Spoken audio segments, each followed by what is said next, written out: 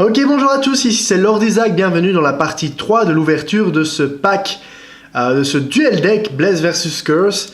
Bless, Curse. Alors, résumé, eh bien, pour moi, encore une fois, un très bon duel deck. Un très bon duel deck parce que ces decks sont vraiment calibrés pour pouvoir se battre l'un contre l'autre sans qu'il n'y ait vraiment de désavantage d'un côté ou de l'autre. D'un côté, on a vraiment tout ce qui est humain, avec un petit peu d'ange, bien évidemment, avec une très bonne synergie humaine, donc avec des cartes qui combattent un petit peu comme les alliés. De l'autre côté, une synergie zombie. Les deux decks jouent quand même relativement fort avec le cimetière. À mon sens, en termes de pur gameplay, je pense que ce deck-ci a un petit avantage parce qu'il a quand même quelques cartes qui font le café. Donc cette carte-là, moi personnellement, je ne la trouve pas extraordinaire.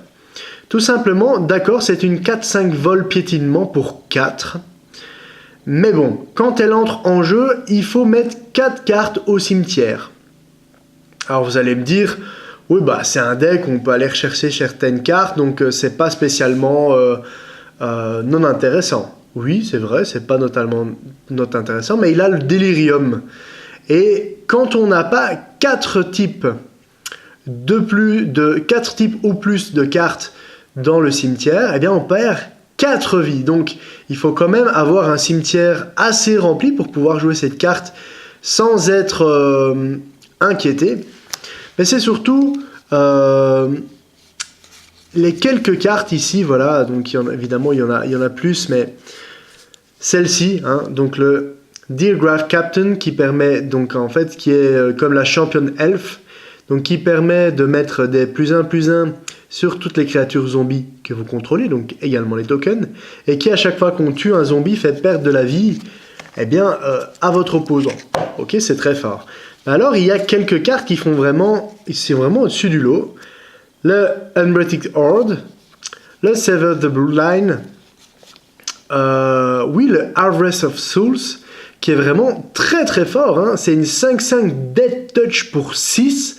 Vous allez me dire, oui, bon, ça va, mais à chaque fois qu'une créature meurt, mais si c'est pas un token, vous piochez une carte. Waouh, c'est fort.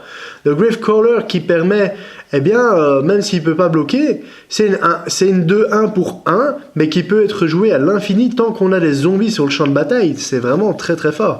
Et alors cette carte-là, qui est vraiment une usine à tokens, pour peu qu'on puisse pouvoir la payer, évidemment, qu'on puisse pouvoir payer son habilité. Mais bon, elle fait popper des tokens zombies, et puis en plus, elle fait mettre des compteurs +1/+1 sur chaque zombie. Donc c'est vraiment très très violent. Donc en termes de jeu pur, pour moi, ce deck Curse est un petit peu plus au-dessus que le deck Bless. Alors le deck Bless, il y a quand même de très bonnes cartes. Attention, il ne faut pas dire ce que j'ai dit. Contrairement au deck, cette carte-là, le Guest of the Sandcraft, pour moi, est excellent. C'est une 2/2 avec la défense talismanique, qui coûte 3, certes, mais quand il attaque, il invoque un ange 4/4 vol qui attaque avec lui. Donc, en gros, à chaque attaque, c'est une attaque 4/4 vol gratuite. C'est super fort. Captain of the Mist aussi, c'est très fort, qui permet de dégager ou d'engager des créatures. L'Increasing Devotion, oui, celle-là, elle est pas mal aussi, qui permet de contrôler. La Dearly Depart, pardon, excusez-moi, la Dearly Depart, c'est une 5/5 vol, mais qui permet de mettre des compteurs +1/+1 à chaque humain qui rentre sur le champ de bataille, à partir du moment où vous avez... à partir du moment où elle est dans le cimetière. C'est très très fort aussi, ça.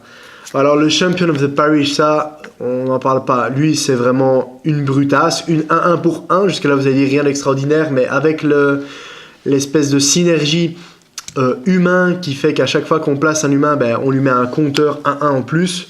Pouh, avec des bons artefacts aussi. Donc, non, honnêtement, il y a des bonnes cartes dans les deux decks.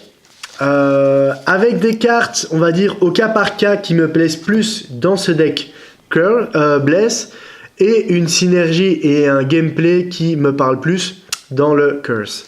Alors, je ne vais pas savoir les départager puisque ces deux decks me plaisent vraiment beaucoup et je vais leur mettre à tous les deux une note de 8,5 sur 10. Pour moi, c'est un très bon duel deck. Franchement, vous pouvez l'acheter. Ça va vous faire des parties qui, à mon avis, seront assez sympas, assez balancées, parce que vous avez des très bonnes cartes du deck Bless pour contrer le Curse et vice versa. Donc franchement, allez-y, c'est un duel deck qui pour moi est très intéressant et je vais sûrement m'amuser vraiment beaucoup en le jouant avec mes potes. Enfin bon, ça c'est un autre détail, mais je trouve vraiment qu'il a l'air d'être très fun et j'espère en jouant ne pas m'être trompé. En tout cas, voilà, je vous remercie d'avoir suivi cette ouverture du deck Bless vs Curse.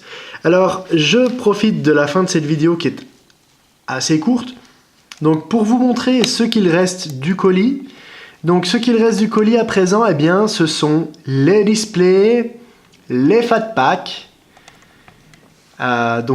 Pour rappel, hein, 2 displays Dragon of Tarkir, 2 displays Magic Origin avec un fat pack, 2 displays Zendikar, 2 displays Sentinel avec le fat pack, 2 displays Innistrad avec le fat pack, les 5 Commanders et la display Conspiracy.